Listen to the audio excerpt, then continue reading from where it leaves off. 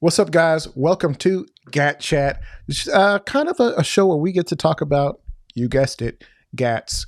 And so things like the Glock 45 with the Streamlight TLR. Oh, what the? Surefire X300 Turbo, things like that, like cool guns, basic guns. I want to talk about guns. So we're going to be talking with my guy here in just a second. I'm going to let him introduce himself. But if you are interested in firearms, if you just want to sit back and talk about all the newest guns, you're in the right place. So let's go ahead and let my guy introduce himself. Bro, welcome to the show. It's kind of a new show, so thanks for being one of the first people to kind of be involved. Is that how you say it? But dude, introduce yourself. Let people know who you are. All right, no pressure. First show. First and foremost, my name is Everett. I also go by the moniker of Yasuke Fett, and I am the episode producer for the Black Powder podcast. And definitely a gun enthusiast too, and 2A rights as well. Excellent. Cool. So obviously we love the Second Amendment. We love 2A rights. If you followed any of the work that I've done under Constant Conversations with just me, Aaron, or the work under the Armed Atlas YouTube channel where we specifically review guns and, on the range, live fire and stuff like that. This isn't for live fire. This is really just so we can kind of get a chance to talk about the pews in kind of a longer format that doesn't have a lot of rules on what people expect from a review, but we can, me and you together, we can kind of talk about the things that we have, the collection, things in the collection that mean something to us, and maybe what's hot and controversial, like the new Canik that just came out. So speaking of that, you have a Canik? What do you have? Well, I have a Canik TP9 Elite Combat Executive with the TLR on it, not the Surefire. Also have a EOTech Flex red dot that I just replaced. Had a hollow sun on it previously. This is chambered at 9mm. It's got the barrel protect. God, I can't remember the terminology, but it's threaded the barrel. So if you decide to put a compensator or a not a silencer, but a can on it, if you will, we'll use the terminology. It gives you that option. Funny enough, this gun I actually bought once I moved forward in my my current employment, which will be unnamed. But it was like a gift to myself because I came really far, and it's probably the best position I've ever been in. I've got a lot of management that's got my back. I got a lot of people that are really experienced. They're down to earth, and it was just a big momentous occasion. So I figured, since I'm upgrading myself position wise, I might as well upgrade myself protective wise as well, and that's where this came from. Heck yeah, brother. So that gun, it means something to you in the sense that it marked kind of a momentous, occasion in your life where you finally got that promotion. Things are kind of going your way. All right, sweet. I got a few extra coins. Let's celebrate. Let's go out here, get me the Canik, and of course, kit it out a little bit. I know you said you just upgraded to the E-Flex. I gotta ask, how do you like the E-Flex? Go ahead and show us the E-Flex. How do you like it, bro? Well, I'll be honest with you, I haven't taken it to the range yet because it's brand new. Like I probably got it a couple of weeks ago, but I do like it so far. I've heard different things about the Go ahead and position the get E-Flex it right in the center. Yeah, there we go. uh, I've heard pros and cons about it. I like it so far because it's not taking up a huge amount of space. You got the Sealy Wolf, I think it is, which I'm kind of curious about, but that'll come down later on. This is more so slim profile. It doesn't really poke you too much, especially whenever you got your firearm holstered. And seeing as how I'm kind of like a bigger guy a little bit, got some of that side action going on, and every now and then, I might get poked by the firearm. So far though, this doesn't really give me too much grief, and not like a dot is going to add a lot of weight to a firearm anyway. At least in the case of handguns, but let's just say it has cut back on some of the weight as well. Because ironically enough, it does feel a little bit lighter. I don't know why. Maybe it's just the materials they made. I think it doesn't use the same technology that the EOTechs usually use on the more rifle specific holographic sights, but it still needs a little bit of testing out. So when I get there, I may do a review on it later on. Sweet. Yeah, well, I definitely appreciate you showing us what you got. And of course, I'm sure there's somebody out there looking forward to seeing your full and unfiltered thoughts, unbiased. I don't think EOTech sent that to you, or maybe they did. Did they send it? Or is that just, a little splurge? By the grace of my wallet. Actually, the funny thing is, I actually got that discounted because there's certain websites you can go to. Nice. Like I think one of them is can I plug them real quick? I mean, I'm not getting paid by them, but yeah. Okay, so most people kind of hate on Optics Planet, but I think they're also partnered with another website called I think it's Devor, but it's spelled DVOR.com. So you sign up, and every now and then they have specials that like let's say for example, around the time I bought that EOTech, it was $300 something on Optics Planet. But on Devor, it was actually listed as I think like 250, 260.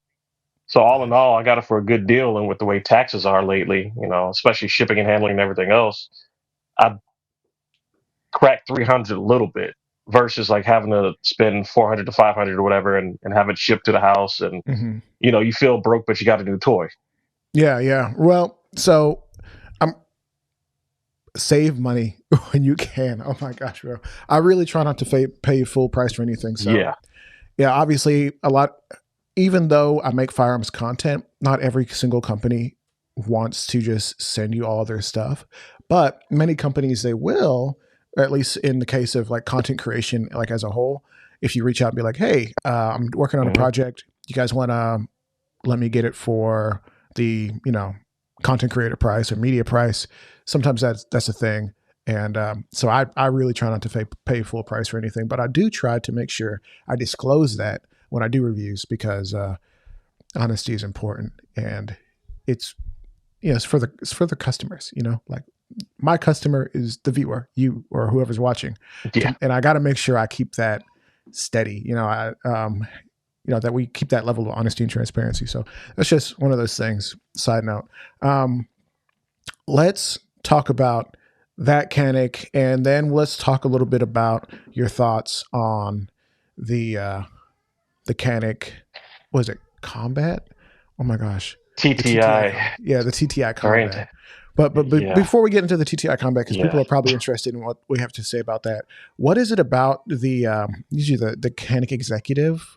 What's the full name for that one? What is it about it that you like? Are there any distinguishing features that you're just like, oh yeah, this is special or nice? So the funny thing is, as I break it back up again, the Executive, it's just a really fancier version of the TP9. It's actually called the TP9 Elite TP9 Elite Combat Executive. They also have the TP9 Elite Combat by itself. You've usually seen it in like was not olive drab, but I think it's FDE. That's the color they used to ship them in. But then they moved on to the Mete series, and now they're coming up with all sorts of crazy color schemes for that. Some I love, some are questionable, but nonetheless, it's Canik. It's a lot better than seeing some people, and I was about to join that cult, but no shame or anything, but it's a lot better than seeing some people go and they'll fill in like the engraving with I don't know, fingernail polish or crayon or whatever they can shove in there just to get the letters and the numbers to pop. I personally just like the design of this firearm overall because before I even thought about purchasing one, a coworker of mine who was actually part of my gun club, Bass Reeves chapter NAG in Atlanta, he had one of these, and he let me test it out. And he also had the latest, I think it was the Canik Rival, not the S series, but the original one before that. I think it was like the Canik Mete Rival. I could be wrong. But nonetheless, he let me try that, and then he let me try this one.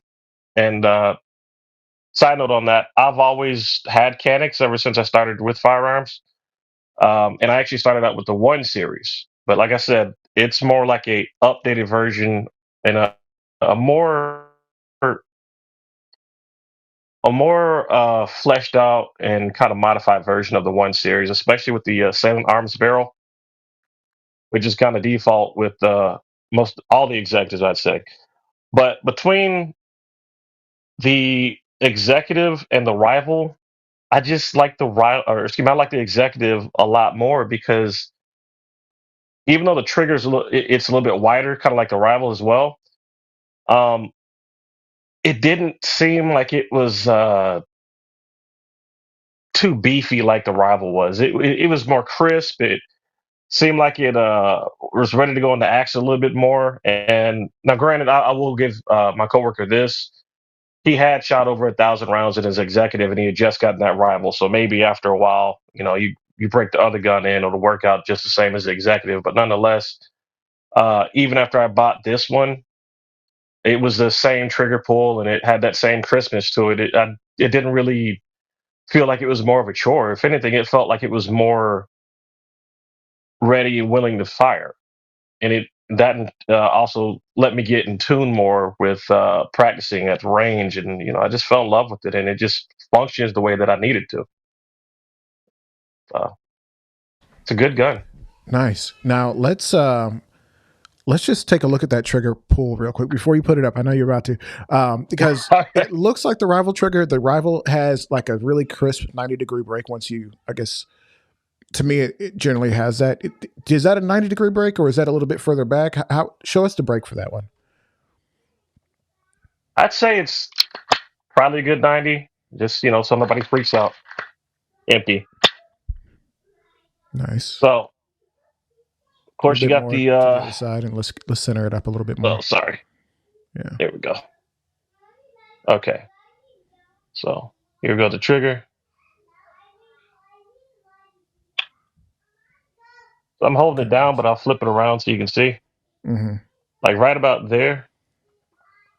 Mm-hmm. So that I released it. Yeah. And where's that reset? Right. Actually, I think I missed it. Hang on.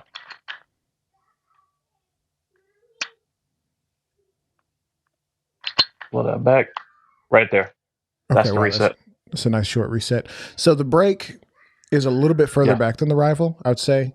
I just recently did a review of the rival, just a standard rival, on the Armed Atlas channel for those who want to check that out.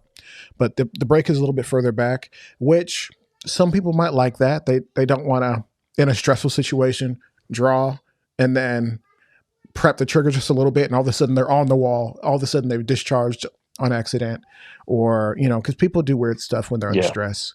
So I can understand wanting a little bit more travel, and even not having such a light trigger as I'd say the rival. Although, hey, either way, if you have one that you like, use it, train with it, all that stuff. I think there's the funny thing about the rival. I know you said it's a lot bigger and beefier and chunkier in some way. Not that we fat shame guns over here. That's not something we do. But it is like a designated competition gun. Nils, I think he won like 2 world championships with it, or at least 1 world championship with the Canik rival. So that's a testament to its ability to actually perform under pressure, at least the way he configured his. I don't know if he broke it in differently or whatever. Like these high performance athletes, they have a certain way of doing things.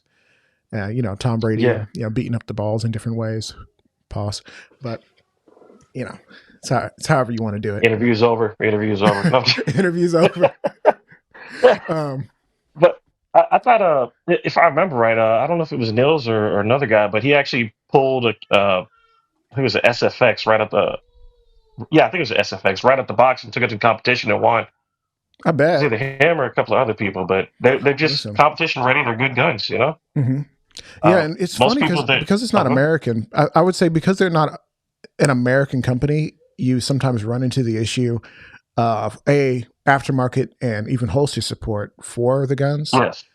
In addition to people being just slightly less aware of it overall and not being I guess, quick to adapt it. Like you go to the range, you show everybody there. Many people will recognize because it's coming up. Because it's becoming a more well-known gun, especially with the new rivals and the TTI. But before this, I think Canik got pigeonholed. It's like, oh, it's really inexpensive. What's a Canik? Do I even know how to say the name? Because for a while, people would call it by its Turkish name, the Yanik Janik, or something like that. Yeah. But now even Canik guys will call it Canik if they're referring to the U.S. Market, Canik USA. But have you had an issue getting holsters or finding holsters that you like? I know you have a light on it right now, so that gives you different options. Yeah, and let's keep it a buck, man. Because I mean, this holster, the Filster over here, it's usable by any firearm that's got a TLR 1. And even tell you on the side right there. Just like yours, the one that you're carrying right now, same thing. It'll have the Surefire, what is it, the Surefire 300 or? Yeah, I think it's a Surefire 300. Yeah, this is But other than that, Surefire 300U, where is it? It's actually marked on it. No, it's here. But sorry, I'm blind. Yeah. But other than that, I mean, it's technically like a universal holster. For a while, I was making the the typical noob mistake of, let me go get a Blackhawk and see if that'll work. I'll go get the Blackhawk Omnivore.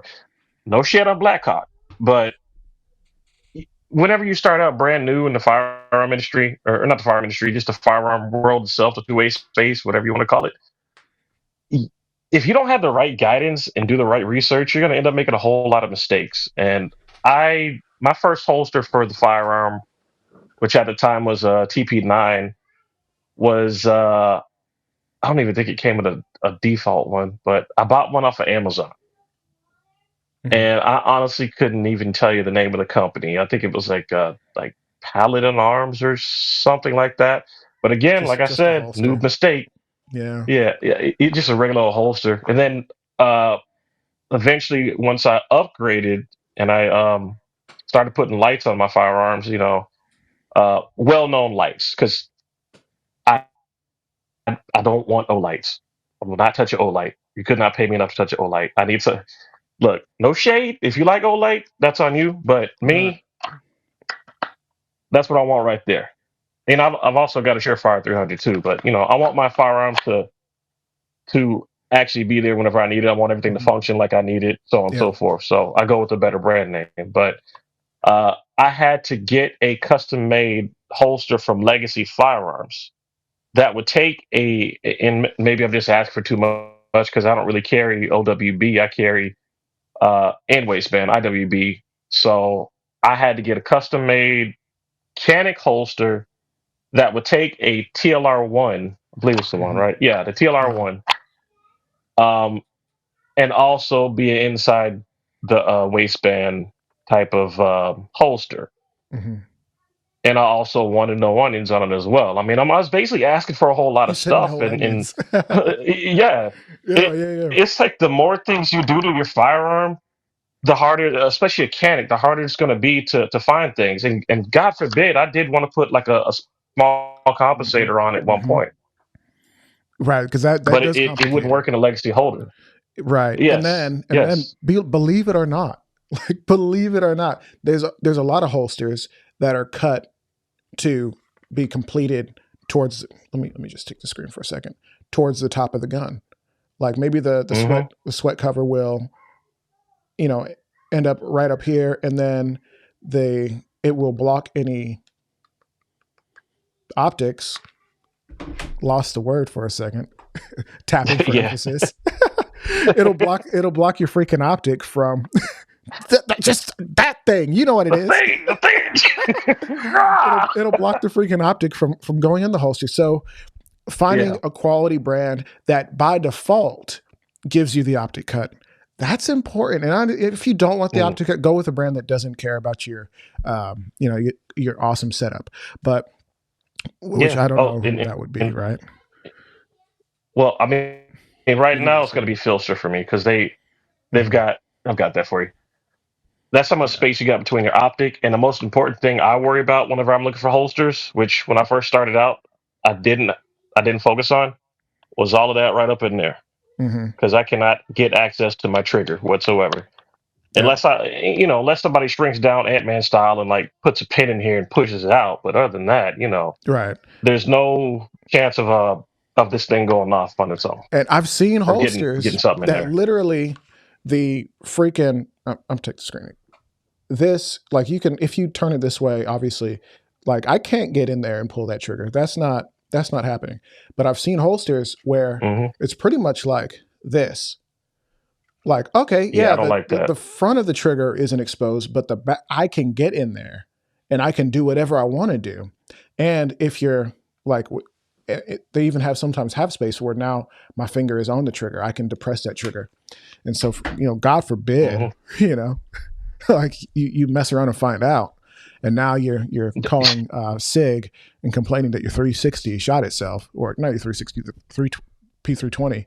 And then they look at your security. 365, but no, the 365 is fine. 365 is fine, but the P320 is the one that has had the issues with. You're right. Yeah. Questions about the discharging, and it's a whole thing.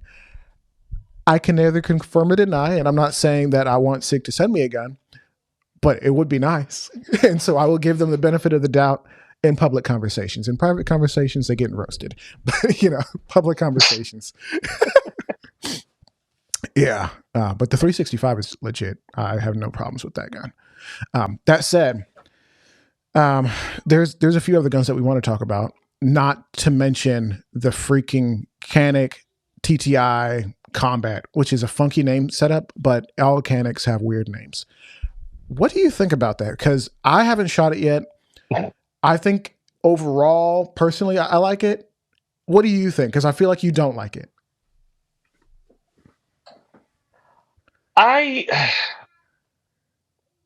think the biggest problem is the fact that I've seen way too much content online about Caniks, and it's just like, and I'm not trying to put anybody down, but like the Canik community is really interesting. You got people that are like diehard Canik fans, but then you got, and maybe this is with all firearms too, but you've got like that far side of the fandom to the point where you'll see all sorts of weird setups and everything.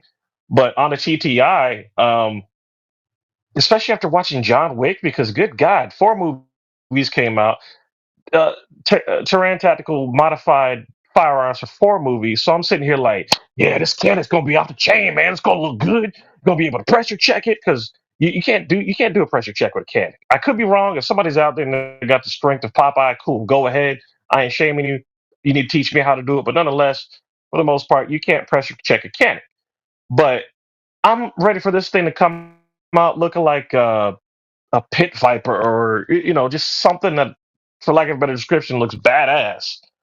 And we end up with, I don't know, a Mete with a compensator on the front that's gold. Now, I don't know how it performs. I haven't shot it. I don't even know if my local firearms my local ranges rather would have them in stock to shoot. But I'm just not. It's not speaking to me. I don't know what. Maybe it's because Canik, in my opinion, has gotten a little bit more mainstream, which is good for them because it's helping them with their revenue. But I think because of my approach towards certain firearms, it's like if I'm going to carry this, it has to. I don't want it to be too flashy, and I think the way that the firearm is put together, it's a little too flashy. The Pit Viper, it had that nice kind of burnt bronze color to it. It looked serious, but at the same time, it wasn't like, I don't know, on the equivalent like a gold AK or a gold AR or whatever. It just, you could take it more serious.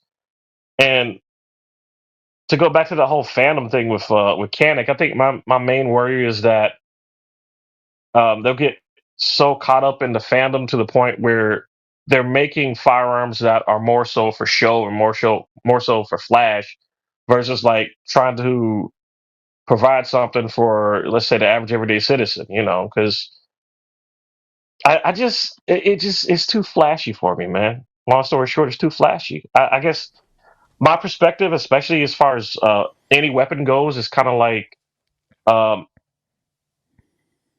almost like a samurai theory. You know, it's Mm-hmm. like if this thing is going to protect my life, I need to make sure that there's no issues with it. I need to make sure that the average person won't know that I'll have it, and if anything, it has to become a part of me on a consistently daily basis, other than work. But Mm-hmm. outside of work, I'm carrying every single day, and I need to make sure that my firearm reflects the person who I am. Because Mm-hmm. the other thing that most people don't think about is, God forbid, you have to discharge your firearm, and then you end up going to court, and now you have to explain, well, I was trying to protect my life, but on the back of that firearm, the base plate, it says something like, smile for the camera, or have a nice day, or, you F day and you F'd O'd. I mean, that's not going to help your case. Mm-hmm. So, Fair. I in feel my like opinion, you've it's more touched of a on a few fun gun, things. Yeah. I hmm mean, for a lot of people, that can be what they call like a range toy or a safe queen. Like, hey, like I finally got into the Terran Tactical. Like I finally got a combat from Terran Tactical. It's not a combat master. Let's be clear. That might come in like another year where we have, the next John Wick movie. Then they brought out the Canik Terran Tactical Combat Master. It's like, okay, Yeah, now yeah, now it's they've lightened the springs. They did this. They did that. Like this gun is yeah. incredible. Like they gave it 2 barrels. Like something crazy, right? But but 4 barrels. right. It's the fourth sequel past the first one, so 4 barrels, right? Um, I'm We making call it stuff the up. hog leg. Um, the hog, chill, dog. So I'm actually going to teach you. Since we're here, I'm going to teach you how to press check any hmm gun with the right equipment. It's possible, but before Okay. I do that, I do want to just address something that you said before people lose their mind. Maybe I should let them, but you didn't say it's not for anybody. You just said it's not for you. And maybe as a Canik fan, you don't necessarily love the trajectory of, okay, now we're taking a Canik Mete, which is like $500, putting a comp on it, hmm brushing it bronze, a little bit of a magwell. And now we go from the Canik Rival original, which is 650 ish, and now hmm it's $1,000 versus the Canik Rival steel frame, which has more expensive materials altogether, which is like $1,000. So, is the Yeah. value there? Are we paying? Are we still paying for Canik? Not Canik. Terran's name on the side of the thing. Is that comp set up? Is it actually really really good? We've not shot it yet. Somebody once upon a time got mad at me for talking about the gun and not having shot it yet. Who cares, bro? If you don't like it, go watch another video. I've got plenty of videos. You don't even have to watch me. That said, as a fan of Canik, I'm actually becoming a bigger fan of Canik since I've shot that rival and having shot the Mhm. meta and realizing like, oh, they're continuing to put out good guns. I have thoughts. I have questions. I would love if they would send me one, but my guy at Canik isn't going to send me one yet. Not yet. Maybe in a year. Who knows? So Have you tried the MC9? Because no, that it's getting a lot of flack, especially I most of the heard issues I hear with it. Yeah, yeah. Go with the ahead. grip. Is it the grip giving people problems? Because I hear It, the grip it is a little thin and you can I don't kind of think it's the bend grip it. because it'll function, but I think Hmm. it's like it has something to do with either the feed ramp or the ejection port or Ooh, something. that's It's not like good. they were That'll getting some cause feeding like issues. actual malfunctions. Yeah, that's Yeah, wild. I've and not I've heard. I got heard it had issues. Do you have one? well, I've got a I don't plan on buying one. I mean, and I hate to say don't buy it because Canik firearms are superior. You know, that's my Is plug that right is there. that their is that their But tagline? yeah, but I Yeah. have a TP9 Elite Combat SC, Hmm. which was the original OG small, compact size firearm that they came out with, and I never had any problems with it. I was able to change out the barrel in it. And at first, the barrel gave me issues, but again, number one, it wasn't a Canik official, or rather, a Canik produced barrel for it. It was like a aftermarket third party barrel. Had to polish the feed ramp, and everything worked out fine. It was mainly because I was having issues with my defense ammunition because it had like the little splits, where it's sectioned up into four quarters. I guess it was somewhat catching on the split there. So maybe that's what caused the issue. But after a while, started working just fine, shoots just fine. Never had any issues out of it. Matter of fact, I would say, and I'm gonna put on the wood, all my Caniks I've never had issues with at all. The only time I've had issues is with third party equipment. So whether it Which is was the frustrating barrel, because with like when yeah, you buy a Glock, you can pretty much guarantee that all your third party stuff is going to work just fine because yeah, it's down to a science. Like you can't screw this up. yeah, you're right. But the only thing that doesn't really work well with Canik is the same thing that doesn't really work well with other guns, and that's Pro Mags. Yeah, Yeah. they had when I first started out, I got curious. I'm like, okay, I need to make sure I got some good home protection. So I ended up getting like two 30-round Pro magazines for my Canik. That was the most bootleg ghetto magazine I ever had. And it wasn't the ammunition. It wasn't the firearm. It was just like it was a third party Pro Mag magazine. Back then I didn't know. Now I'm like, if it says Pro Mag on it, leave it alone. Don't even look at it. Don't even use the word pro in front of the magazine. Just call it a magazine and hope for the best. Pro Mag is catching strays over here. What did they do? I mean, is what it is. If it's trash, it's trash. Didn't work with the gun.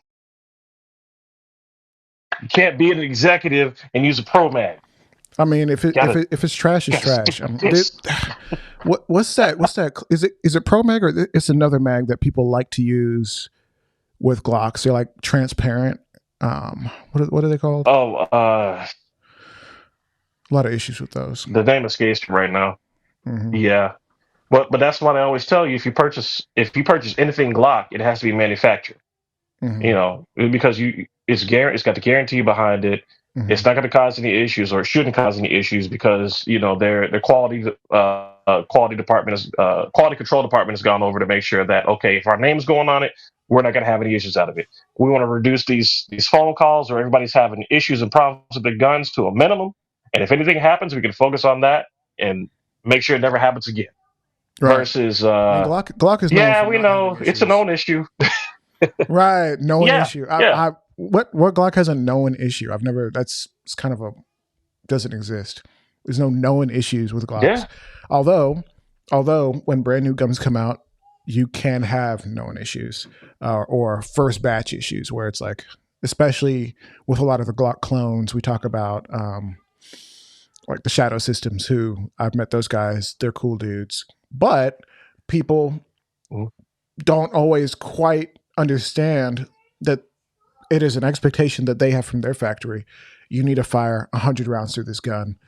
And somebody might say, well, if I have to fire 100 rounds through the gun to break it in, are you guys giving me a discount for my first 100 rounds? Like, what's the word, buddy? But that's just the way I think. Yeah, but after that, apparently people don't have issues. I guess if you're a content creator, I get. If you're a content creator, I can see that. I don't think the average person is going to roll up into a firearm store and be like, "So you're telling me that I got to put 100 rounds through this gun so I can protect my family?" But that, are you going to pay me for that? But that's the thing. I think everybody should be upset about that. Obviously, if you're not like business minded in that way, like maybe you'd be like, oh, okay, 100 rounds to break it in. But if you go to a store and buy a Glock, there's no expectation of a break-in period, at least not generally. Obviously, the tighter the tolerances of a gun, especially if you get into like high-end 2011s, there's an expectation of a break-in period. But unless you literally say it in the box, like on the first thing, hey, customer, we're so happy that you purchased our gun. We thank you for joining our family. Please test this through live fire 100 rounds to ensure break-in has been completed. Now, if you say that clearly, okay, whatever. But ultimately, for me, most consumers of firearms, especially even at the Shadow Systems price point, it's $100 more in most Glocks, right? Or depending on what you're getting. If you get like the Foundation series, it's $100 more. To be able to go into the gun and say, This is a great gun. They sell it to law enforcement. They put it on their hip, take it out to the. They put it on their hip, take it out to the range, and then all of a sudden, or they don't take it to the range. They get into a self-defense incident, and then all of a sudden now they're dealing with issues, and they have a malfunction. Like that would be horrendous, just the worst thing possible. So that's my concern is not only obviously now you got to spend, how much is 100 rounds these days? Depending on how much it's like $40, right? Depending on what you're doing, $20 a box of 50. You could pay less or more. It depends on, and plus it depends on where you're going. Because I mean, you can go to like Ammo Depot, and if you get a backpack to go with it, you can probably get it for like $300 or whatever. Because that's how they sell their backpacks the too. First 100 they rounds. say the ammo, and you got to buy a backpack with it. Yeah, 100 rounds. Honestly, I can't tell you how much a box is because I've got so many rounds of 9 right now, and I've mainly just purchased it in bulk. So I think, let me see, the last time I purchased. Oh, no. I'm scrapping these quarters together to make it work. It's like we just got just enough to buy bread and buy ammo. So, bread and ammo. But I think it was like maybe. Right. I think it was like maybe after shipping and handling, like maybe $300 something for a box of 1,000. I want to say, but that was 9mm. If we're going to like 5.56 now, it kind of gets a little bit more expensive. 300 blackout. If you got to shoot that, you might as well shoot that with your pinky out. Because he says shoot it with your pinky out, bro. Let me know you're rich. I'm calling it like it is, man. Yo, my God. No, about that. Talking about let me know you're rich. No. What are you talking about full auto? When I shoot blackout, I go to the range, one shot, ping, okay, time to go home. Because it's expensive. He said, I just want to hear it whisper through the can. Okay, I'm good. We got it. Right. They call it blackout because when you look at your wallet, that's what it's going to do. You are no longer in the black. You are in the red, my dog. That's funny. So let's do a gentle transition. Okay, so you're a big Springfield guy, right? Well, I like their stuff, but ironically enough, I didn't really get too interested in Springfield till last year. Okay, because I know you picked something up, didn't you? What'd you end up getting from them? Well, got they call it the Hellion. It's actually the VHS. I believe it's a Croatian gun. Nice. Chamber 5.56. It is a bullpup. Cue the Halo theme song. Magwell over here. Funny story. They actually do have a full functional Halo battle rifle. Yeah, I've been seeing those. But bro, like for me, this is like I've shot one of those, and I'll hold my opinion to the end. But regardless if I love it or I hate it, it looks kind of cool. I would like to get one, but no, I'm talking about what you got. I'm talking about your. This? Yeah, the Hellion. It's nice. I really, other than because I had to buy the LPVO separately. Sig that's a Sig. Yeah.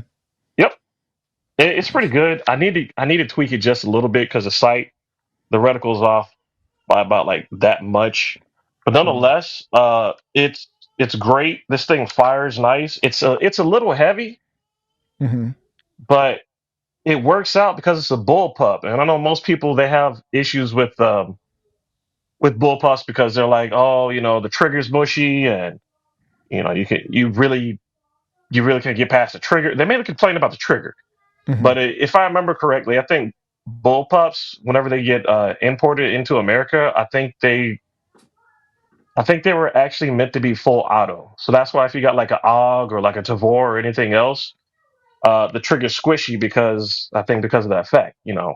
If I remember doing the research on it correctly, so it would make sense because you're not sitting here pachoo, you're holding that thing down until the magazine is empty, or whatever your setup is empty. But I like the trigger because, and again, taking it out real quick, make sure it's empty.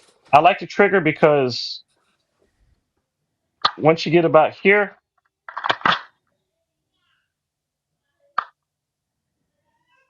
the reset isn't that bad. Oh yeah. So as long as you got, as long as you're focusing on what you're doing and you don't let that trigger drag all the way back up to the front, it's a pretty good gun. You can take multiple shots with it, and Nice. the squishiness doesn't really bother you much anymore.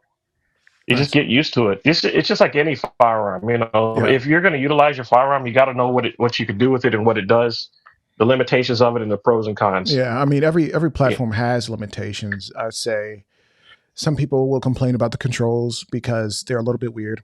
My biggest issue with the Hellion is it does have an interesting bolt catch control where some people Mm. have suggested you go through the mag and actually hold down the tab that activates the bolt catch. I'm not sure if there's an aftermarket solution for that or if you've found I the answer. I think there is, but I I like the gun as it is default. Mm-hmm. So the only really aftermarket thing I've done to it is that's still the original handguard, or not handguard. That's still the original grip. I think it's a BCM grip. Mm-hmm. The only thing I did was I went back and yeah, it's kind of cheesy, but hey, you got to make the firearm work for you. I went back and I added rail scales Mm-hmm. Yeah, I for a noticed little bit those. of grip. Mm-hmm. I added the Strike Industry handguard as well as the Strike Industry. It's not the oppressor. I think this is the. Actually, it might be the oppressor. This part right up here. All it really is just a can to go over a Strike Industries compensator, which I ended up getting the J comp. Uh, yeah, I think the oppressor was the only one that would work with Strike Industries muzzle devices, and God, they got interesting names to this stuff, man. But I think it's the It's like the suppressor. oppressor.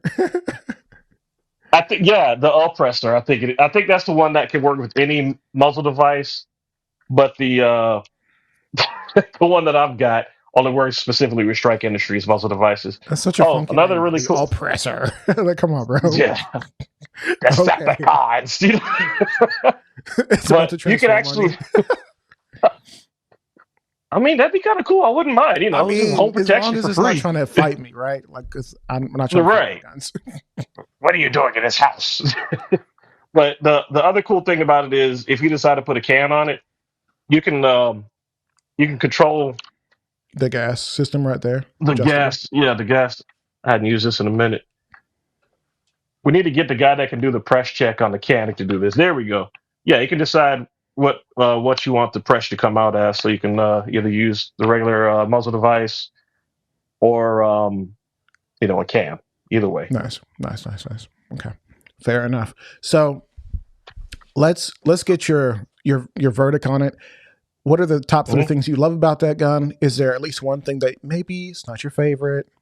And then give me a score 1 through 100 on how you like it overall compared to other available platforms. Oh, I say this not having shot an AK yet. I'd probably give it based on the firearms that I have, and I got one of my favorites near me, which I don't want to make it jealous. Mess around, have the spirit of the gun start hating me, and it'll stop working. But I don't know. I'd probably give this I'd give it a 90. And I've got 2 ARs. I've got one that I put together. I just literally just bought the upper and the lower. Then I've got a Ruger 5.56 chambered in that also expensive, also lovely 300 blackout. Mm-hmm. But having shot those 2 and then this one, it's something about this. Maybe it's because it's my first technically second Bullpup, because I did get a Keltec KSG, but this is my first Bullpup rifle. And it's just something about the balance of it, something about how it shoots, something about how it doesn't really give me too many issues whenever I'm just trying to get this thing to run. And overall, I just like the design of it. And just the overall functionality, how everything works with it. The only thing I don't really like is this right here. That's the stock. I mean, I guess which is an important part of the gun. it is, but it's just like that's as far as it goes. I mean, I don't know. Maybe it's because of the different length of where the trigger is out on the Bullpup. I mean, maybe you don't want it to go all the way back like a traditional AR. I mean, if that's the case, that would make sense, and I can deal with that. But it just to me, it's kind of funky. Why not just keep it regular like that, you know? Versus let me extend it and get another couple of inches. But I guess if your arm's a little bit longer or whatever, then you may need to do that. It would make sense. Other than that, though, I mean, I do like the G36 style charging handle on it. Nice, yeah. Or the HK style charging handle, if you will, not the G36. Right here. Go ahead and flip the gun around so we see the other side so we can watch you charge that. Breaking up a little bit. Oh, it's ambidextrous. Oh, snap. Never mind. Give me just one. Yeah, it's ambidextrous. So if I want to charge it over here, like I said, it's like an HK charging handle. Only thing you can't do with it is slap it. You also have still breaking up. Yeah, it's breaking up just a little bit. Let's give it a second. All right. Yeah, it looks like he's trying to find signal. That's crazy. I was connected to the internet. The Wi-Fi. Ain't nobody else on the Wi-Fi. That's funny. I can try. I can try to switch back to Wi-Fi. No. I mean, maybe, but it looks like it's clear now. Let's go ahead. Okay. But yeah, love the charging handle on it. Maybe it's also because G36 used to be one of my little fantasy guns that I wanted to get. And you can blame Army of 2 for that. Army of 2, actually. Army of 2. Army of 2. Bro, take me back to high school. Man. Double or Nothing. That was my favorite song, too. Mm-hmm. But I really wanted to get one. But then I found out about the whole, the German exportation of their firearms. And I don't think they were willing to convert the G36 to like a actual quote-unquote civilian one, despite the fact that it did come out with the SL8, which is the civilian version of it, but it's not the full-on G36. But that's probably why I like this charging handle, because it is close to the G36 as I can get right now. If I didn't have the LPVO on it, there's the sights that are already installed. They pop up too. There's one in the back, but I can't use it because the optic is in the way. But nonetheless, if I ever decided to take the optic off, I've already got sights built in. Somebody said, I think it was Hop, who's also known for being on TFB TV. He was saying that a lot of people think about backup iron sights in the, okay, now I'm in a gunfight, something happens, my optic breaks, I fall, something happens, some fantasy. And then I either switch over to my canted red dot, or I pop up the iron sights, and now I can go. It's like, well, if your lens is shattered and you cannot see your iron sights, and it's a funky situation. What are you gonna pry it off? The backup iron sights are for in between the action. If it's like end of the world, firefight, where once we kind of get a lull in fighting, or we go back to base, we don't have to be stuck. We can get the Allen wrench, take it off, and have those backup iron sights for the interlude for the time being. So it makes sense. Interesting philosophy. Obviously, that's his philosophy. I actually kind of agree. Although, depending on the platform, like if we're talking about like pistol, and you go to present your gun, and you have enough time to realize, oh, this dot is not on at all. Like I'm pointing at a bad guy. He's not moving. I fished. I don't see it. All right, go to iron sights. Potentially. Yep. Potentially. Oh man.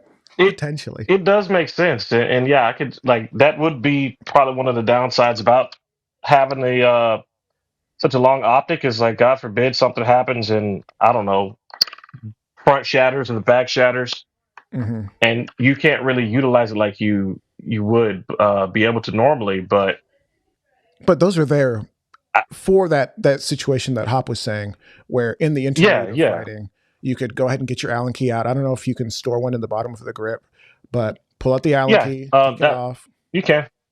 Yep. And this is the default grip, so yeah, you can pull that plug out, put your tools in it. In this case, you'd either need like you'd probably need like either a socket wrench or something that can get to here so you can torque that off. Okay. Yeah, but honestly, I think I may change that to a QD mount eventually, that we can just pop it off, keep it pushing. Right. I mean, obviously, if you're out there for a long range day or some sort of competition with the club, and you're like, hey, my optic is acting up. I don't like this zero. Something's wrong with it. You could just pop it off and keep it moving in between. Yeah. I will say this much. The only other thing that I slightly dislike is all of this action up in here. Oh, yeah, the nip. Yeah, because like... over here, squeezing the nips over here. I'm trying to remember. Your magazine release is right here. So literally, that's this tab right here is your magazine release. There's a lot of guns that have it with a tab. And then to drop the bolt. Yeah. This back here, I mean, it's maybe it's weird just because I'm still trying to get used to it, but it's squeezing the nips, like you said. It's just weird, I'm not over here. Like, shoot dirty for me. I'm not over here. No, bro, chill. I mean, it's just a weird thing, man. I guess because I'm just used to the American style of you push the button over here, magazine comes out, charge the handle, keep it pushing. But bro, it just takes some time to get used to. Purple, chill, dog.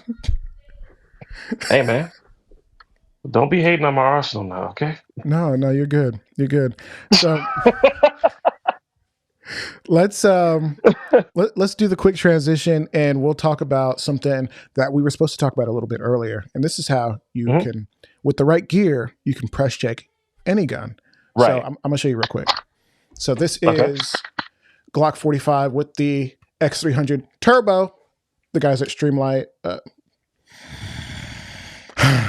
This here is the X300 Turbo. The guys at Surefire. They actually sent this just because they wanted to be on this build. So should disclose that to you guys. Would I still use it if they didn't send it?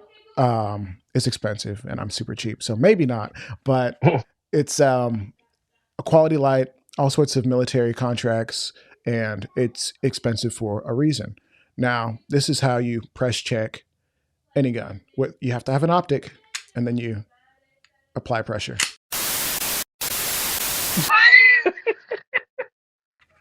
Okay, cool. Yeah.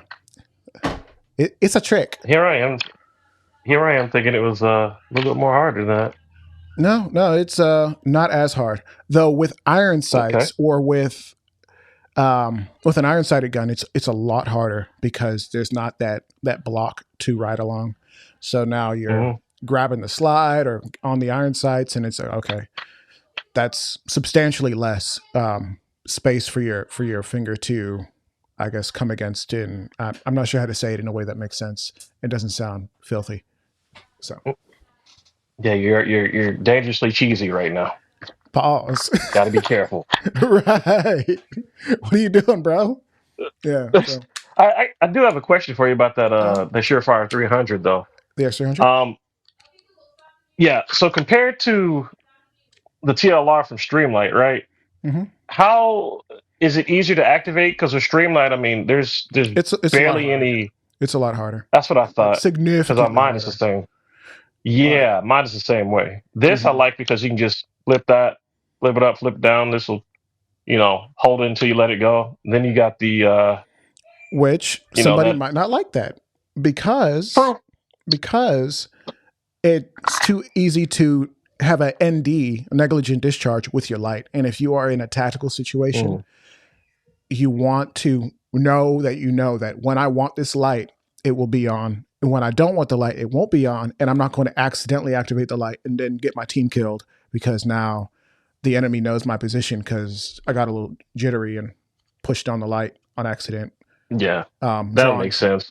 And obviously, if you have a X300, let me just get the screen real quick. You can actually apply pressure on the back end, a very minimal pressure. That is the secret sauce. It doesn't take much to do that. Come on, focus. How about you read the instructional manual next time, and then you could figure out how to utilize your equipment? Yeah. I didn't read the instructions. Somebody told me that. No, I'm talking about me. Right. No, but somebody told me, and I was like, oh. But give me just a second. I'm gonna pull up my my Streamlight. They actually just sent one over. Let me show you what I got. 1 second. You got me over here press checking the whole thing. I'm like, I can do it now. Yeah. So this is I think this is new. Is that a 7? This is the 7X. The TLR 7X is obviously it's not as big and compatible with the larger holsters, but super simple because you just a little bit of pressure. Yep. I got 2 of those. I love them. They're so nice. And here's the cool thing, bro. You don't have to really worry about like batteries so much because if you have time in between situations, you can actually take this battery and plug it in USB-C. Yep. And now you're good. You topped up. You don't have to be like, oh no, I have to order new batteries. Now my light's useless because I didn't proactively buy batteries. And if for some reason this went out and you're in the middle of a class or something like that, hey, anybody got the what do they call this? Is this the SL9B? I don't even know. Anybody got some Streamlight batteries? Yeah, here, take some of mine, plug it in. Or maybe you just have one of the USB-C versions, a couple of the regulars, pop it in. You still have that compatibility. You don't have to worry about like, well, the battery is not removable, or now I have to plug it directly into the hardware, and the that got screwed up. So now my light's screwed up, and now I have to buy another $150 light or however much the light costs. I'm not even sure. Yeah. Thanks guys. I appreciate y'all sending this out. They didn't pay me to say that, but if you guys want something like this, I think we'll put a link in the description to obsidiantactics.com. Stop buying your stuff from Amazon because there's a lot of bootleg stuff, a lot of counterfeit stuff, and you don't want to buy some fake Chinese knockoff of a good actual life-saving piece of equipment. You said it was a hollow, son. No, I said it's going to give you the hollow runs because you're going to have to run. Chill, dog. You're going to have to run to the store to get a new battery for it. And if it breaks, oh well. Bro, what do you think I was talking about? Somebody got, what did they buy? They bought an SR? No, they bought a Trigicon RMR counterfeit. It looked kind of like it. And he said, I know this is fake. He bought it for $20. A Trigicon arm, bro, they're not $20. He put it on. After one shot, the dot disappeared. Yeah. One shot. Well, you got that trigger gone ABC then. Because that thing, it ain't working no more. It's gone. Wouldn't it be funny if you like shot that sucker and the thing just said and disintegrated? I'm sure it's happened. I'm sure it's happened. And stuff like that can happen to regular guns, like regular optics or whatever, because it's a manufactured good. But I'm paying a lot of money to make sure that you guys have done some testing so that if this happens, like I'm going to be 1 in a billion, not like 1 in every other. You know what I mean? Yeah. Yeah. That said, I can't wait to put this on whatever I put it on and kind of build it out because I think it's going to be cool. It's nice. Now you will have to get that's a Glock, so you could probably find like holsters with no issue, especially for the 7 because the 1 and the 7 are like easy to find stuff for. Well, matter of fact, I know I got one more, but if you want to see a bonus firearm, I'll go run and get it real quick. It's not too far. Yeah. All right, give me 1 minute. I ain't got a problem. Yeah, go ahead. All right. This is my Canik SFX.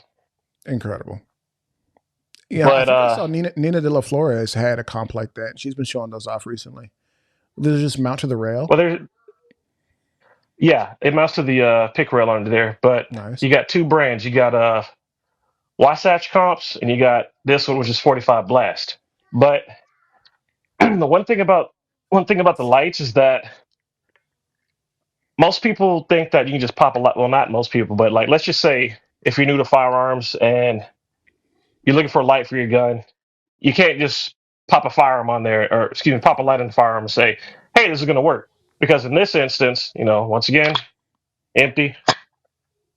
This actually is being split by the front end of the compensator. Mm. So it's not going to get that. It's going to get the beam, but if it was like any farther back, or like let's say if it was like the 7 or the 1, it would interrupt the beam of those two lights, so you wouldn't be getting the full picture. So you're not getting a full circle. You're getting like 3/4 of the circle, and then Because it's it's flat on being top. eclipsed by the top of Right. the comp. Talking about the Right. totality eclipse that just happened. Yeah, correct. But you don't need special lights to look at that. But excuse me, special glasses to look at that. But nonetheless, All right. the only light that I could get to work with this was the TLR 9, which I think is like I think I could be wrong, but I think it's supposed to be a rifle light. But it works. It's on there. I actually called this one Operation Bag. Big ass gun. Bag. Oh, nice. Yeah.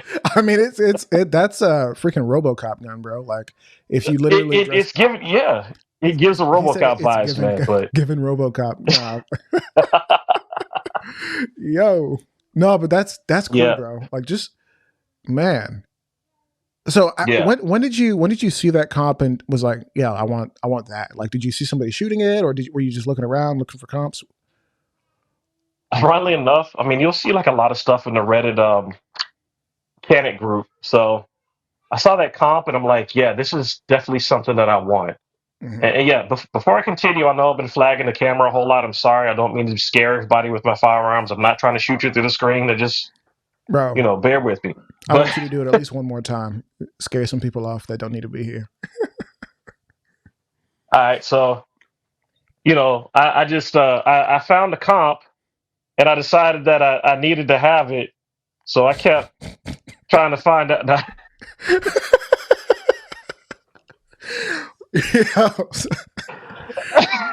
Nice. So you found the comp and you're like, yo, that's awesome. Actually, when we get done here, I'm going to show you Streamlight. They actually sent over a rifle light. I've been screwing up with the names today because Streamlight actually just sent out some stuff, and I can't wait to show y'all. So wait till the end of the video. I'm going to show you guys what they sent, and I'm looking forward to it.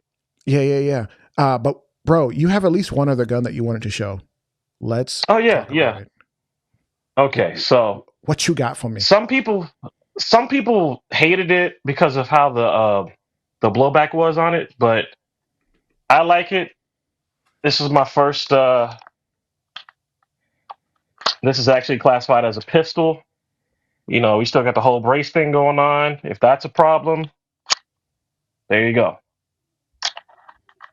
That's a Strike Industries brace too, but I like it because I added this on after the fact because I can go left or right with it. It'll go on both sides. Nice. That's good because obviously having the option to go back and forth with the which way you have it stowed or stored can give you a little bit more options on like, okay, this is my car gun. I want to have it here. I want to be able to pull it, present it, pop the brace this way versus popping it this way. Right. Or if you're left or right-handed, there's a couple different reasons why you might want to be able to store left or right, depending on obviously, like we said, staging or left-handedness or things like that. But tell me more about this gun. Well, just to make sure, safety first. So this is actually the more modern version of the original Charger, which is in 22. This is a Ruger PC Charger. The one that came before this was the Ruger PC Carbine, which I've also got that as well. But the charger is just paying homage to the PC or the regular charger. It's in 9mm. It is a Oh yeah, takedown two firearm stars. too. So Man, I kind of want one of those. Let me hold it, bro. you can probably find them cheap now, like maybe I gotta come back to Atlanta. 5 or 6. No, you can find them online for cheap. You know, because I think this, huh? You said 5.6.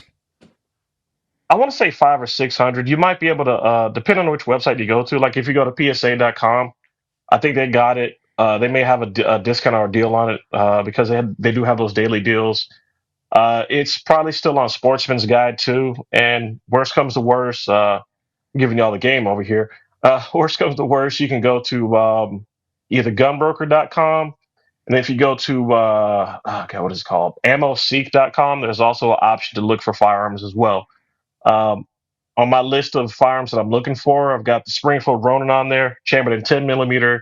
And I've also got the IWI Jericho, not the enhanced, but I want to find the old school version. So, yeah, nice. Unicorns, man. Now, I see you've kitted this gun out in a few different ways. You've made at least one little change or two. What? I made a couple. What's the furniture? What are we working with? So the grip, honestly, I do not know the manufacturer because this was one of the purchases off of Gunbroker. But I like it because it's kind of ergonomically sound here, so you can put 3 fingers to get a good grip. It also has the topper you can flip open, put your tools in it or whatever you need to make that happen. Pretty much. What's it called? Why is my vocabulary going? Basically, the charging handle here, you can switch between left and right, so it's ambidextrous. Oh, nice. Okay. I do have a special trigger in it. It's not fully automatic, but it is allegedly binary. Allegedly, yeah. Nice. And I've got a bit more fun when at the range. I'll be honest with you, I'm kind of afraid to use it because, most ranges will be like, don't do any multiple follow-up shots. So, the one time I did cut it on, that thing was going, I said, okay, let's switch it back to normal. I have a hard time shooting at any range that says you need 1 second in between shots. And so for some people, they're like, well, that's fine, isn't it? I'm like, train for real. And then get to a point where you feel like that's fine. Like actually go take a course where they expect you to do real drills. And actually, give me just 1 second. Speaking of real drills, this is something I recommend everybody kind of take a look at. This is called, if you can read, the Drill Index. Drill Index. Okay. Yeah, it's there's a guy, you go on Instagram.com, Drill Index, or I guess drillindex.com. I'm not sure what his website is. He actually sent 1 or 2 over. So maybe because we're doing a new show, not this show, but we're doing another show, and in that I want to break down drills and kind of getting to that next level as a shooter. And this is freaking essential, the Drill Index, where it has all sorts of mainstream drills and then some things to challenge yourself, some things that are a little bit more fun to actually get better at the range. And obviously, if you do the right thing, get a shot timer, get a little notebook, write down your times or document it somehow, and realize, okay, so I'm a beginner, or I think I'm intermediate, I think I'm advanced, I think I'm a good shooter, and I have a bill drill and it's 3 seconds, which might be slow, it might be fast for certain people, right? Bill drill, my God, 6 shots from like 7 yards away. When you put yourself in pressure and your brain just farts out and you're just like, is it 12 shots? No, that's a double. Okay. 6 shots. Anyways, so, and like just laughing at myself. Anyways, but that's the point of this. You don't have to know any of it. You just be like, all right, what drills are we doing today, boys? Take it to the range, take it to the gun club, and say like, all right, we're gonna do some drills, random drills, and test yourself. It's not like I'm just gonna do the drill that I'm best at. No. Right. Let's do this one. It's 3 to the body, 2 to the head. Mozambique or whatever. I guess it's 1 2 to the body, 1 to the head. That's a Mozambique rather. But tell me if I'm wrong. Oh my gosh, is it 2 to the head? Why does it sound like a movie line? Is it 2 to the head or is it 1? It'd be on Deadpool 3, I think it was supposed to be 2. Oh my gosh, something out of Deadpool, right? That's what I'm saying. Oh my gosh. Or is it supposed to be 5 or 6 to the foot? Yeah, so it's just to clarify for everybody, I'm not an idiot, I swear. I'm just having a brain fart. We've been talking for an hour. 2 to the center mass, 1 to the head. It's basically the failure to stop drill, also known as the Mozambique, which is great. It's good because you're able to actually get stuff done and practice different scenarios. Whereas maybe if you're being attacked by somebody who happens to be wearing some sort of armor or is not easily deterred by body shots, such as people on PCP, it doesn't matter. Like unless you shoot them in the heart, they're not going down, or like cut their spine in half. You Dave Chappelle skit.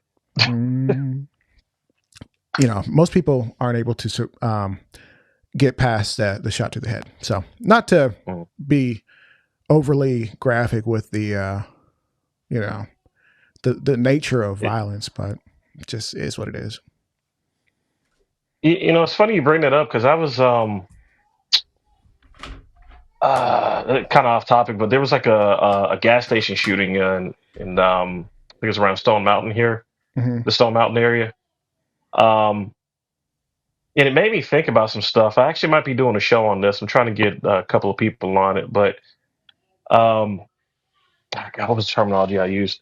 I think I called it not anti-violence, but counter-violence, because at the end of the day, if you're in a situation as a civilian who's carrying, I hate to say it, but the unfortunate thing is, you're going to have to realize that there are going to be victims other than potentially you. I'm not saying you want to become a victim, but one of the things you got to realize is the other people are going to die, unfortunately. Yeah. I know that sounds kind of grim, but I may have seen that gas station situation you mentioned. It was going around socials. Yeah, multiple people ended up dying because of that. They're just like some random guys trying to shoot at other random guys, and it might have been some street beef or something. I don't know. I still got to do the follow up on it, but I'm trying to come up with a program to actually describe, just kind of, from my standpoint and like kind of a civilian standpoint, because I always say this, I always preface the fact that number one, I'm not a professional. Number two, I don't have any military background. I'm just a civilian guy who did Boy Scouts years ago, who's just basically trying to protect himself and keep people on the right path as far as learning firearms and knowing how to utilize them, so on and so forth. I am still an amateur, but at the same time, the only thing I can really do is look at certain situations logically and say, okay, so here's what's happening. There's a gas station shootout. First thing you want to do is, number one, get yourself out of line of fire. If they're shooting at you and they have the intent to kill you, then you got to make sure that you have the advantage no matter what. So most people don't realize that you can shoot under the car. Yeah. Everybody's going to be more focused about trying to shoot over the hood of the car, which, you do have that big engine block there. So, God forbid a bullet does go into the car, at least the engine will kind of stop it versus going to the trunk and, it's hollow. You might have certain bullets rip through the trunk and continue on to the other side. Yeah. So, but it's just something I've been thinking about. If there is a strategic advantage to you being in a position, especially if you're injured and now you're kind of already prone to be prone, you can still fight back. You don't have to be a victim, but I think it does take a certain level of training and understanding, and just even understanding that that's a possibility. Like you said, like you're not going to do something that you think is impossible in a situation where you're already stressed. Like you're not going to be like, well, I have to try. No, well, you're probably just going to freak out and pee your pants. I'm sorry. Like go out there, try to train it, at least visualize yourself doing it. Figure out what it looks like to get down next to your car and actually present. Like if you're able to do that in a way that doesn't look crazy, right? Oh, I dropped something into my car. Present that. Well, I think, and the reason I was like shoot under the car is because for the most part, if it's just random street violence, you're gonna have guys that are just they might have like the AR pistols, if you will, with no brace, but the buffer tube exposed, everything else. They may not have sights. I don't know. That's been a thing recently. Yeah. So and this is an assumption. I mean, it's a minor scenario. It may happen, it may not. But if they're busy trying to spray bullets in your direction, and they can't really get a bead on you, you got to utilize it to your advantage. So if they're busy trying to fire over you, you got to come at an angle where they don't expect you to be. Yeah. So and that's around the car, blind fire, whatever. Yeah, I mean, you gotta do something to screw up the OODA loop. OODA loop being that their thought process where they're locked into, and now they have to reset what they're thinking about, and now it gives you more time to, do what you need to do. So yeah, that's an interesting thought. I want to talk about the program that you were mentioning. We'll talk about that in just 1 second. But before we do that, let's talk a little bit about the other light that I mentioned. That the guys, the good people over at Streamlight, they were so kind after I asked nicely to send this over. This is the Streamlight ProTech, if you can see that. This is a rifle light. You can tell it's a rifle light because on the body, it's actually drilled for a mount.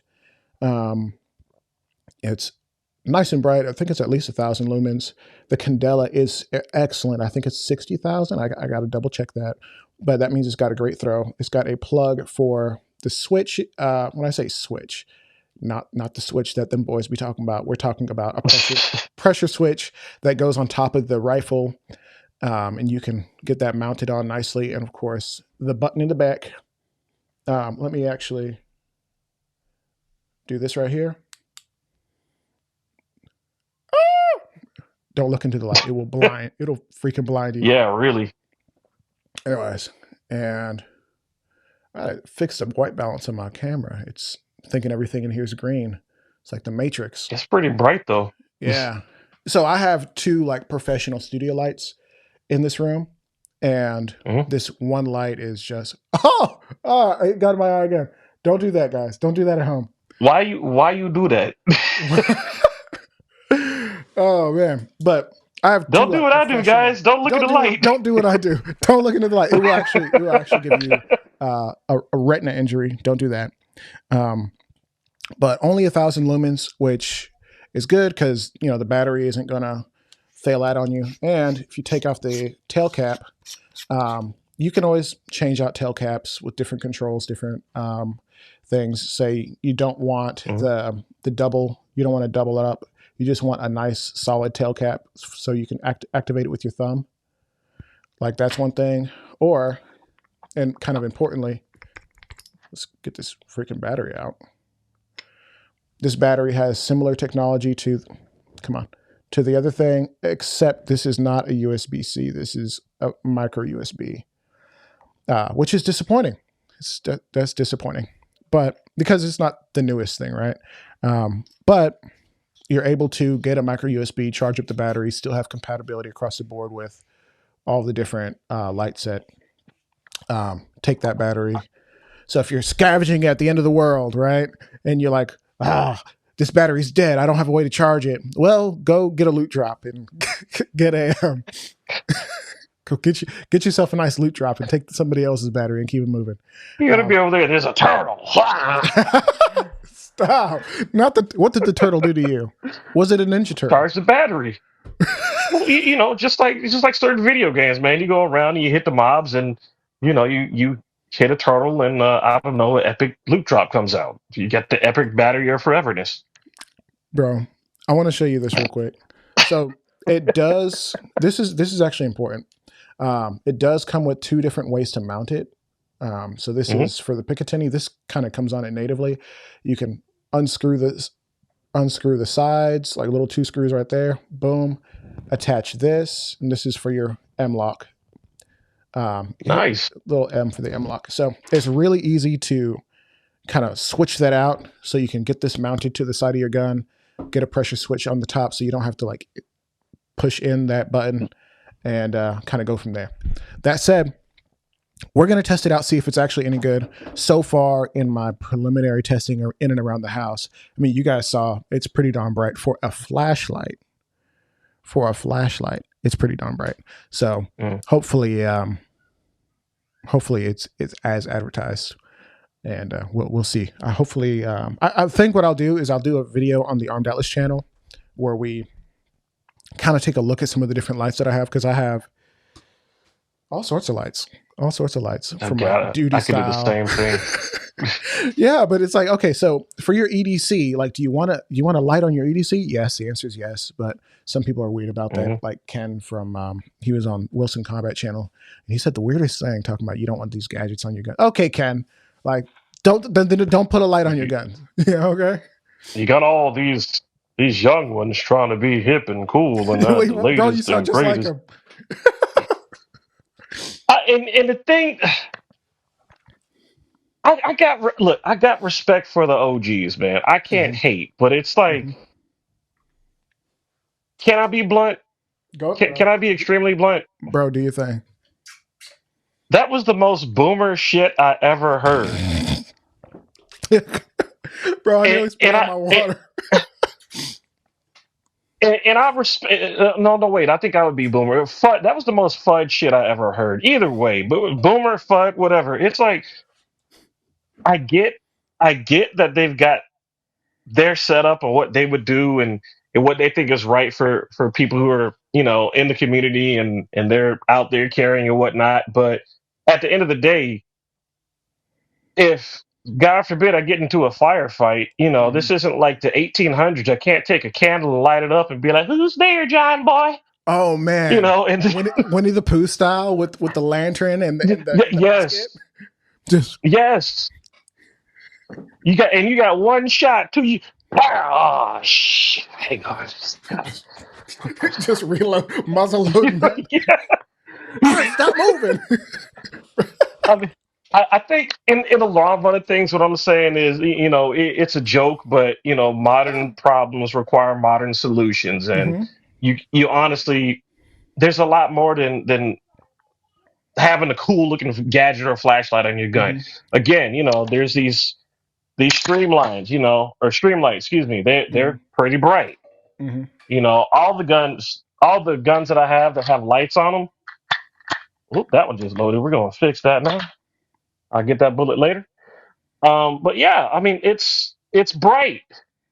Now imagine doing that to somebody who is trying to assail you on the street. You got the drop of them.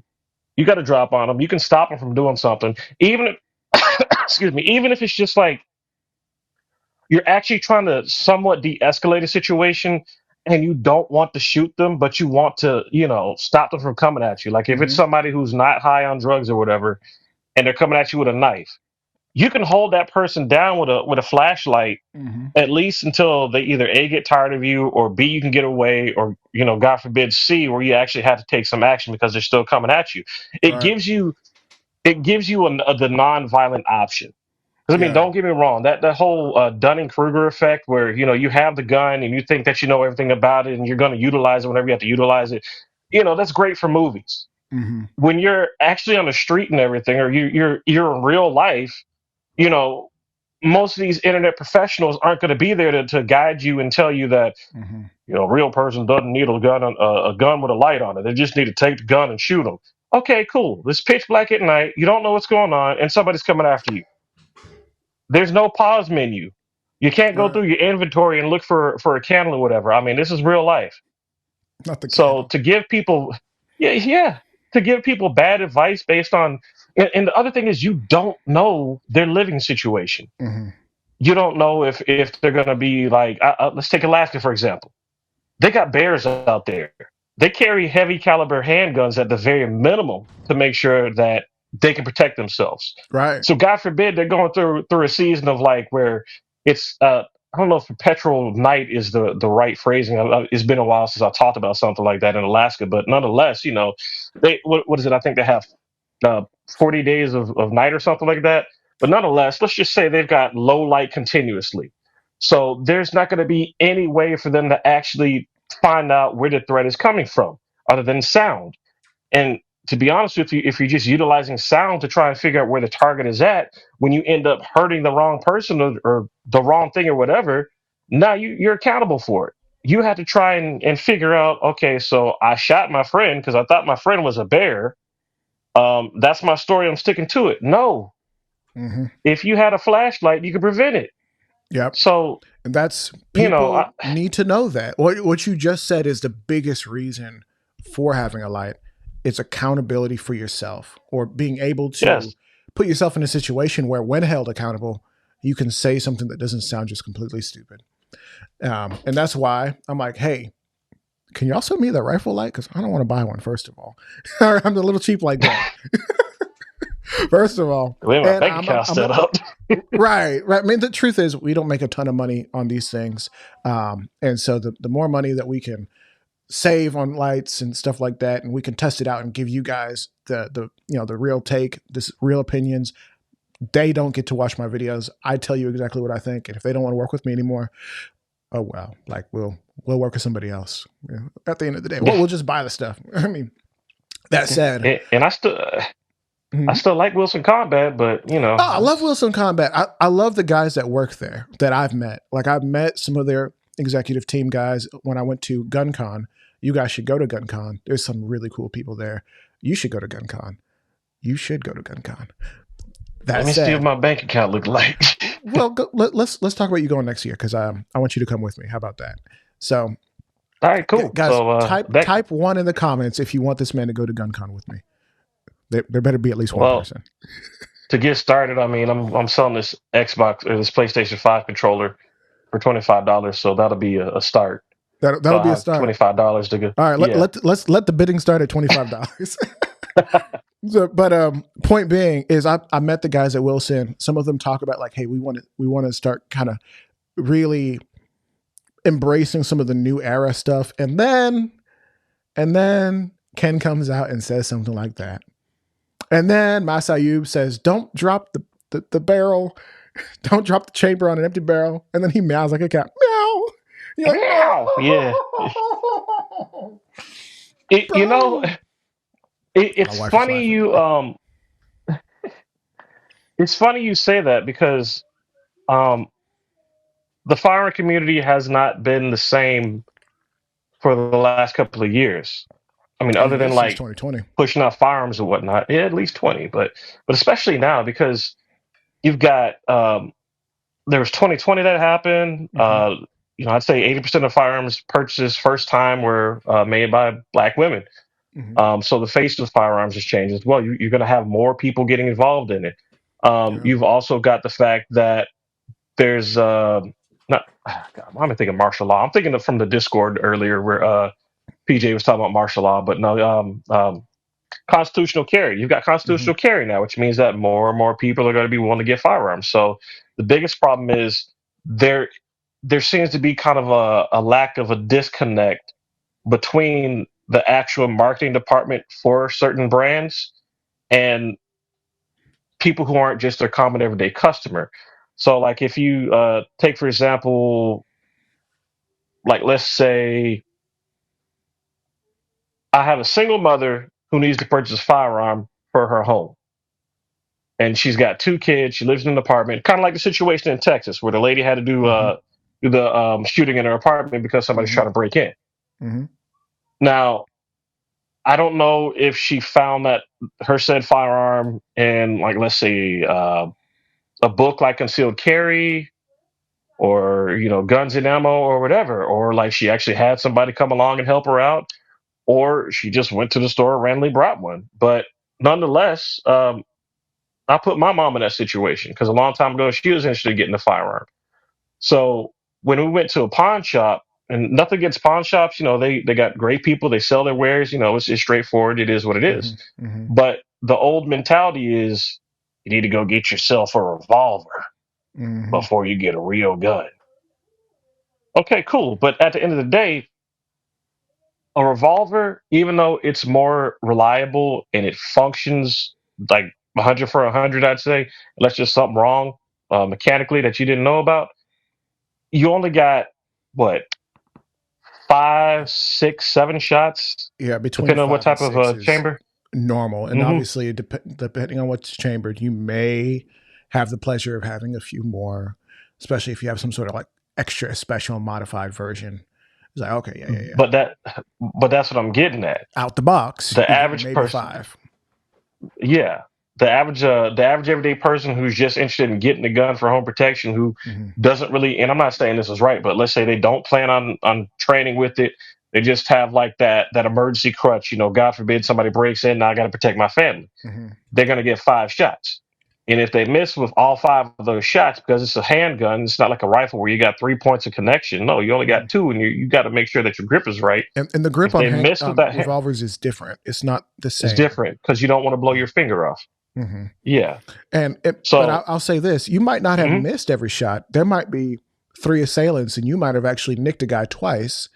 And then in your transition from one guy to the other, you're still kind of new, missed 3 shots. There might be 3 guys, and you put all 5 into one. Yeah, but like I said, though, you're new. You don't intend on training.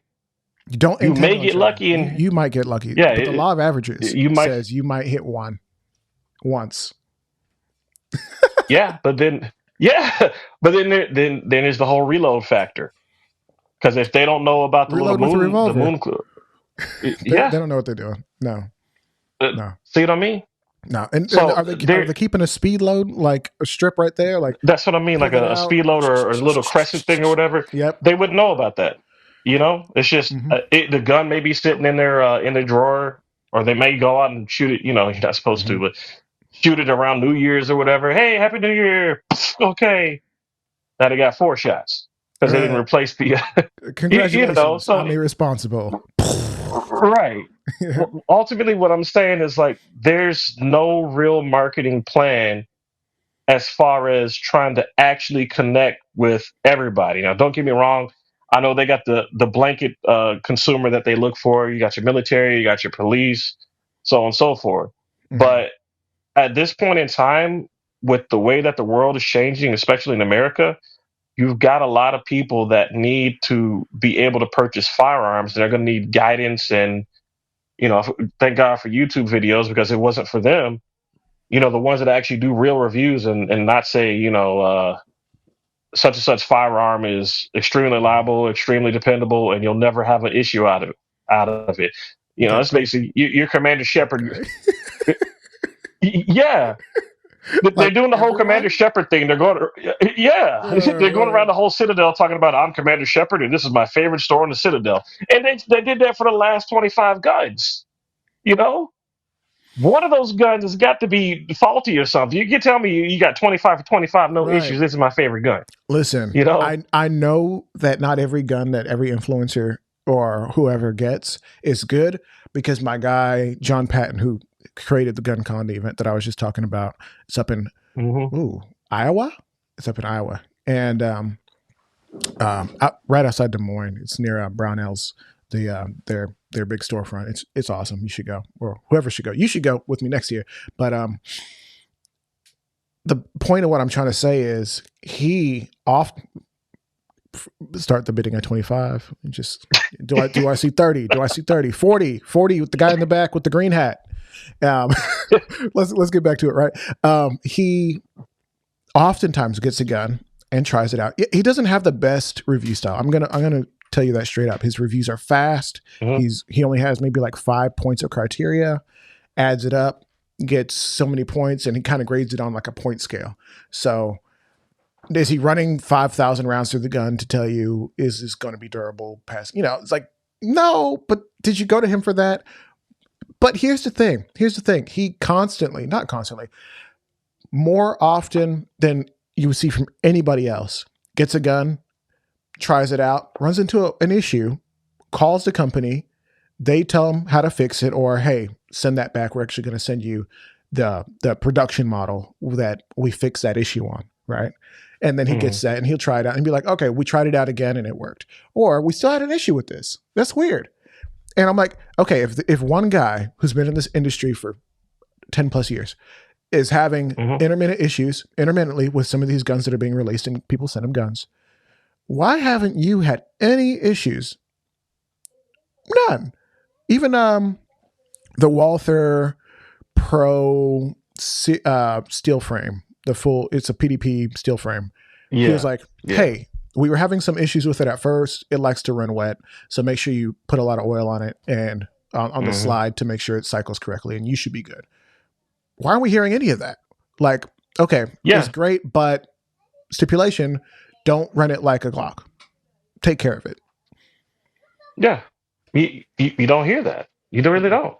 It's like there's between false information and advertisement and lack of advertisement, the average person who's trying to get a firearm and you know, let's say they don't have their was it weapons permit, concealed carry permit, whichever, you know, now they're going to go up there. And I actually saw this around COVID. Mm-hmm. I was doing my orders online. So when I went to go pick them up, I didn't have to worry about like a whole 13-day waiting period.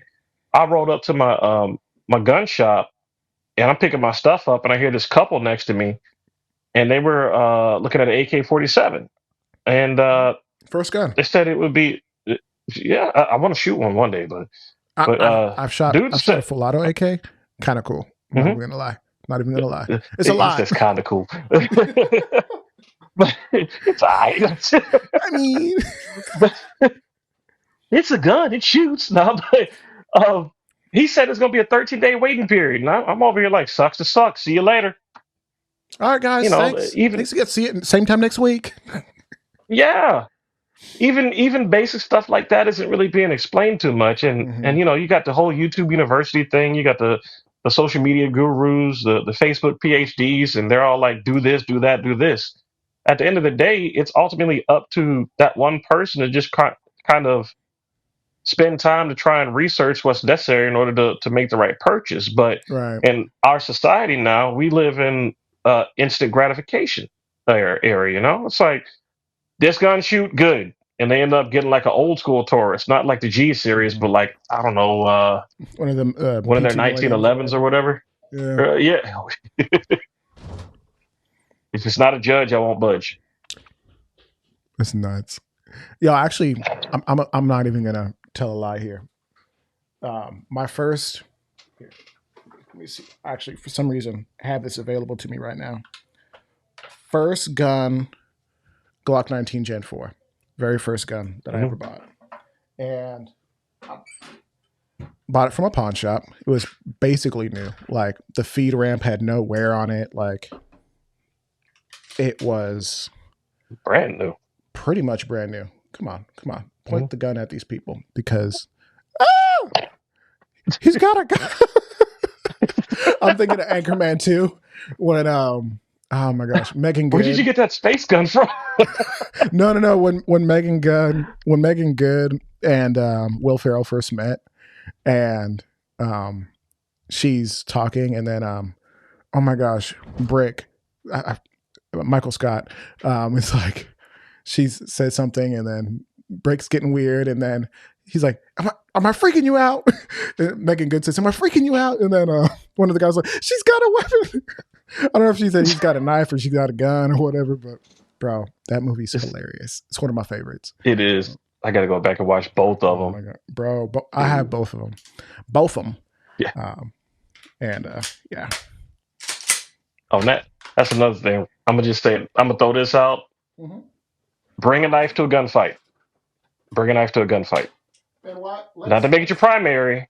Let's hear you out. Let's hear you out. Knife to a gunfight. Well, I'm not saying to make it your primary, but at least you got a backup for something, because especially if you train with it, you know, somebody tries to steal your firearm, you've at least got another option to like trying to stop them. You know, like me, if I carry my fixed blade, I usually carry it on my belt buckle. Right, I got easy access to it. All I got to do is just kind of slip in there, get to it, boom. Yeah. Well, but so not every threat is. I mean, we talk about use of force, deadly force. We can't talk about it too long, but because of my professional acumens, or if that's even the right word, I'm just throwing words out. I've certain set of skills. My certain set of skills. I've studied use of force, deadly force, escalation of force, things like that. Even understanding that if a police officer is present, that's a certain level of force. It's like level 1 presence, right? And then you go up as you go. And using a knife when it's not necessary, that's a problem. Using a gun when it may be easier to articulate to a court or a judge or to anybody else, like, hey, there was a big group of people.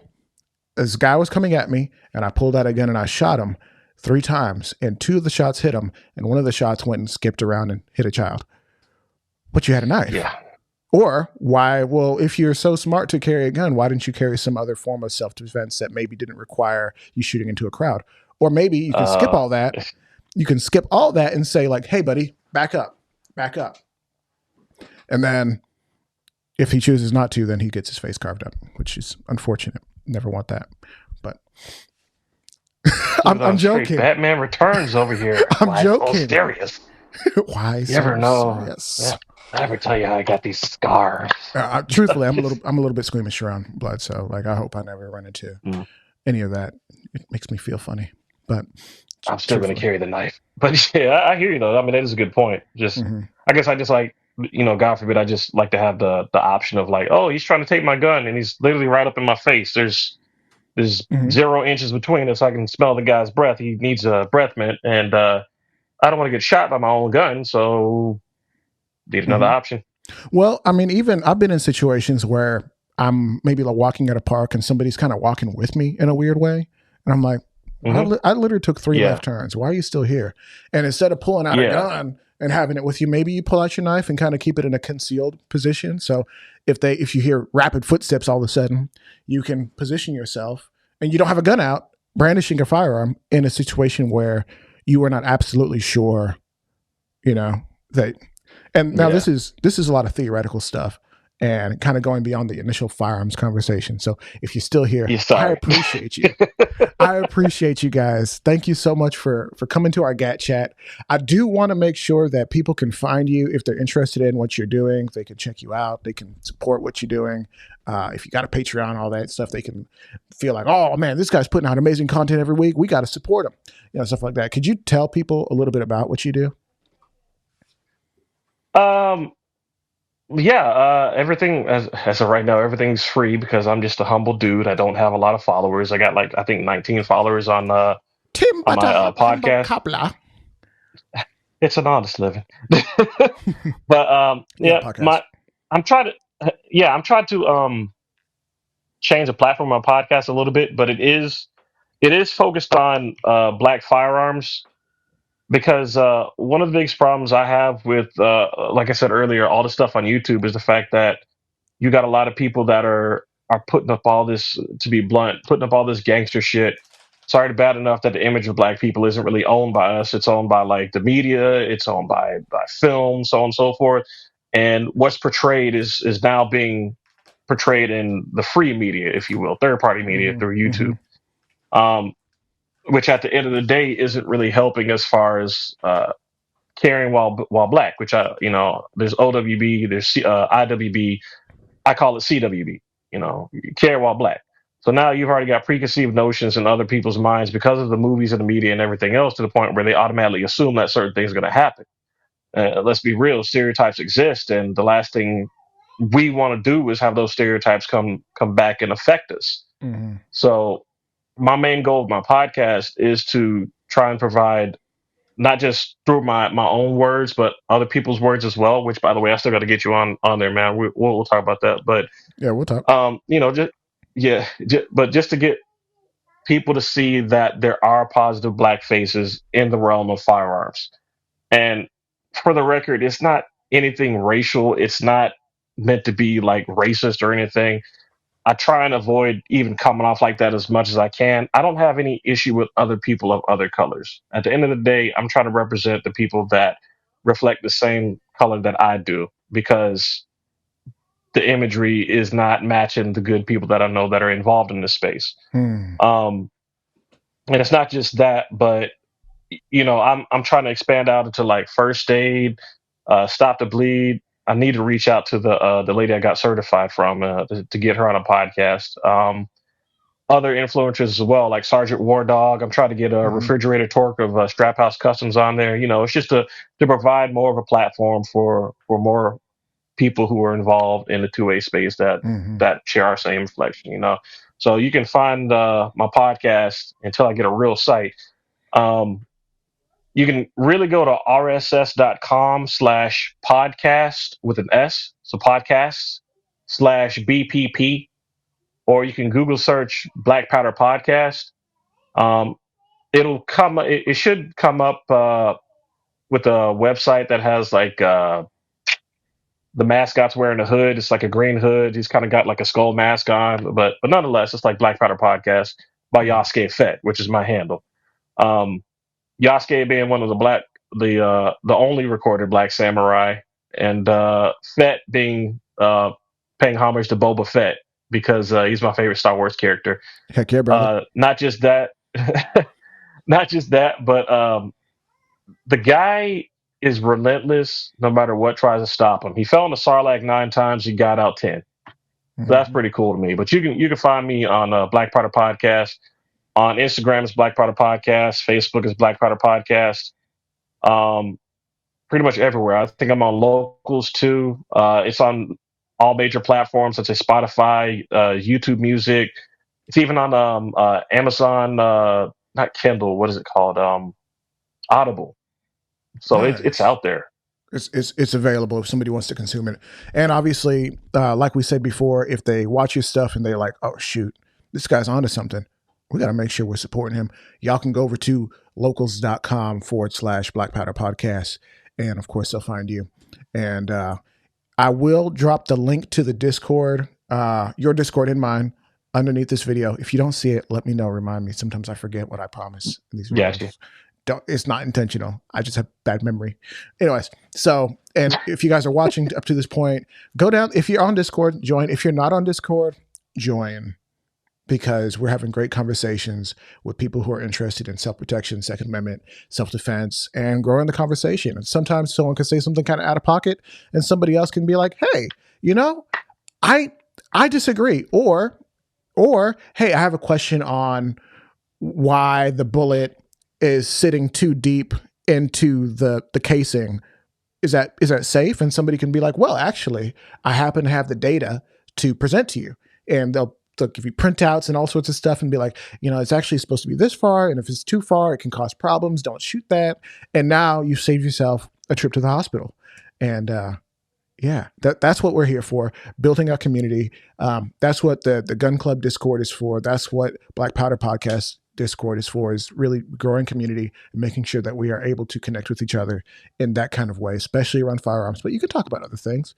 I think I have a gaming section in my Discord for those who are interested in that. And we're thinking about opening up the anime one because there's some dudes who are into the animes and they have excellent taste, if you ask me.